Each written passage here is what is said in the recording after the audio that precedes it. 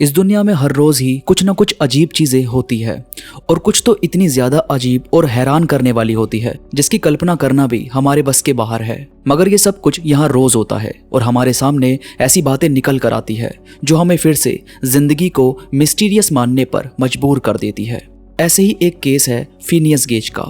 एक ऐसा बंदा जिसके दिमाग से एक लोहे की रोड आर पार हो गई, उसके बावजूद वो खुद डॉक्टर के पास जाता है और उसे हंसी मजाक करके अपने एक्सीडेंट के बारे में बताने लगता है। डॉक्टर भी हैरान है, जो वो देख रहे हैं और वो जो सुन रहे हैं, ये दोनों बातें आपस में मैच तो नहीं कर रही, पर उन्हें अपनी आंखों पर भरोसा करना पड़ेगा और उस बंदे का इलाज भी जल्दी ही शुरू करना पड़ेगा। मगर भाई, लोहे की रोड दिमाग के आर पार होने के बाद भी वो कैसे हंसकर बात कर रहा था, और फिर वो जब जिंदा बच गया तो बंदे की डेली लाइफ में क्या बदलाव आए, आज हम इसी चीज के बारे में बात करेंगे। तो बस आप जुड़े रहो इस वीडियो में आखिरी तक, क्योंकि आज की वीडियो वाकई में आपके दिमाग को घुमा कर रख देगी और इस केस को बार बार सोचने पर मजबूर कर देगी। तो बात शुरू होती है 13 सितंबर 1848 को। दिन की शुरुआत एकदम नॉर्मल तरह से हुई। एक फिनियस गेज नाम का आदमी वेरमोंट अमेरिका में रेल रोड कंस्ट्रक्शन पर काम कर रहा था। अब फिनियस वाकई में काफी मेहनत करने वाला इंसान था, अपना काम टाइम पर पूरा करता, सबके साथ अच्छे से पेश आता। तो 13 सितंबर को फिनियस सब टीम वालों के साथ मिलकर पहाड़ी चट्टान को साफ कर रहा था। यानी ये करने के लिए वो छोटे मोटे विस्फोट वहां करते थे, जिससे सारा मलबा वहां से साफ होता रहता था। अब ये करने के लिए उन्हें चट्टान में एक होल बनाना पड़ता था और फिर उसमें बारूद डालते थे और बाद में उस गड्ढे को रेत से भरकर बंद कर देते थे और बाद में थोड़ा वहां से दूर जाकर उस जगह को विस्फोट किया जाता था। पर 13 तारीख की शाम को फिनियस ने चट्टान में होल किया, उसके अंदर बारूद डाला, पर वो उस जगह को रेत से कवर करना भूल गया। अब वो रोज ही ये काम करता था, तो उसे लगा कि मैंने वो गड्ढा भर दिया है, अब बस लोहे की रोड से उस रेत को थोड़ा दबाना है जिससे रेत अच्छे से गड्ढे के अंदर भर जाए। तो वो अपने दोस्तों से बातें तो कर ही रहा था और बातों बातों में उसने ये देखा ही नहीं कि उसने रेत अभी डाला ही नहीं है। उसने सीधा रोड उठाई और उस गड्ढे में दे मारी और वो रोड सीधा उस गड्ढे में घुस गई जहां वो बारूद उन्होंने डाला था। अब उसने जैसे ही अपनी लोहे की रोड को डाला तो उसके अंदर का बारूद उसकी लोहे की रोड से टकराया और फिर उस बारूद से कुछ चिंगारी निकली, जिसके बाद बारूद वहां पर विस्फोट हो गया, जिसकी वजह से वो लोहे की रोड बहुत तेजी से बाहर निकली और फिनियस के जबड़े के नीचे से घुसकर उसके सिर के पिछले हिस्से से बाहर निकली। और उस वक्त इस रोड की रफ्तार करीब 200 किलोमीटर प्रति घंटा की होगी। और फिर जैसे ही वो लोहे की रोड सर के पार निकली और फिर विस्फोट हुआ तो ये बंदा करीब 80 से 90 फीट दूर जाकर गिरा।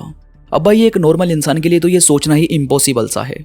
और फिर गाल में से एक लोहे की रोड का अंदर घुसना और सीधा दिमाग में से आर पार होकर खोपड़ी तोड़कर उससे बाहर निकलना, जाहिर है इतनी बड़ी चीज से कोई भी इंसान तुरंत दम तोड़ देगा। लेकिन फिनियस की सच्चाई तो बहुत ही ज्यादा अजीब है। यहाँ हुआ ये कि जैसे ही सारे कोवर्कर्स वगैरह उसके पास आए तो पहले तो लगा कि फिनियस अब गया और सब उसकी बॉडी के पास आकर खड़े हो गए, पर सिर्फ 3 मिनट में ही फिनियस दोबारा होश में आ गया और लोगों के साथ चलते हुए सवारी गाड़ी के पास गया और वो उस सवारी वाले के साथ पूरे रास्ते गप्पे मारते हुए हॉस्पिटल गया।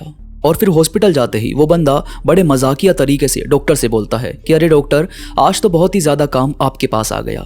उसने पूरी बात डॉक्टर को बताई कि कैसे कैसे उसके साथ ये सब हुआ और फिर वो जैसे जैसे बता रहा था डॉक्टर वही सब नोट कर रहे थे। अब यहाँ डॉक्टर को जो दिख रहा था उस पर देखकर वो अंदाजा लगा सकते थे कि ये केस कितना ज्यादा बुरा है, पर उसके हाव भाव से किसी को भी ये यकीन नहीं हो रहा था कि ये बंदा ऐसे बोल कैसे रहा है। और फिर कुछ देर में फिनियस को खून की उल्टी भी हुई, जिसमें उसके दिमाग के छोटे छोटे टुकड़े उसके मुंह से बाहर आने लगे। यानी दिमाग और खोपड़ी के बाहर जो रोड निकल कर गई थी उससे दिमाग में जो छोटे छोटे टुकड़े हुए वो सब मुंह से बाहर आने लगे थे। डॉक्टर को तो कुछ भी समझ नहीं आ रहा था, लेकिन उन्हें इलाज तो करना ही था। फिर उन्होंने उसका इलाज जैसे तैसे करना शुरू किया। अब डॉक्टर को ये तो पता था कि इसका इलाज और ख्याल रखना बहुत ज्यादा जरूरी है, क्योंकि वो भले ही देखने में ठीक लग रहा हो लेकिन उसके अंदर नुकसान बहुत ज्यादा हुआ है। अब डॉक्टर तो सारी दवाई वगैरह टाइम पर दे ही रहे थे, मगर कुछ दिन बाद फिनियस कोमा में चला गया और बहुत दिनों तक कोमा से बाहर नहीं आया। और फिर सबको यही लगने लगा कि अब बचेगा नहीं, अपने आप ही इसकी मौत हो जाएगी। लेकिन हुआ ये कि बंदा कुछ दिन बाद फिर से होश में आ गया। अब फिर से डॉक्टर हैरान हुए कि ये चल क्या रहा है। लेकिन जब वो होश में आया तो उसकी लेफ्ट आंख खराब हो गई थी, क्योंकि रोड उसी आंख के पास से निकल कर गई थी, तो उस आंख से दिखना अब बंद हो गया था। अब डॉक्टर उसका इलाज वगैरह करते रहे और करीब 2 महीने में वो बंदा बिल्कुल ठीक हो गया, यानी आराम से खाता पीता मस्त रहता और वाकई में सही रहने लगा था। लेकिन फिर यहाँ पर एक ट्विस्ट आता है। भाई, कोमा से आने के बाद जो फिनियस हमें देखने को मिला वो पहले वाला फिनियस नहीं था। यानी यहाँ उसकी पर्सनैलिटी में कुछ तो बदलाव था। ये कह सकते हैं कि फिनियस के पास चेहरा और बॉडी तो पहले वाली थी, लेकिन अंदर जो पर्सनैलिटी थी वो इस बंदे की बिल्कुल भी नहीं थी। इसके जितने भी यार दोस्त थे, इसके जानने वाले थे, वो खुद इसके रवैये से परेशान हो गए थे। उन्हें ऐसा लगने लगा था कि हम ये किस शख्स से मिल रहे हैं। यानी पहले जो फिनियस था वो बहुत ही ज्यादा ठंडे दिमाग का, हंसमुख इंसान और बातें करने वाला था।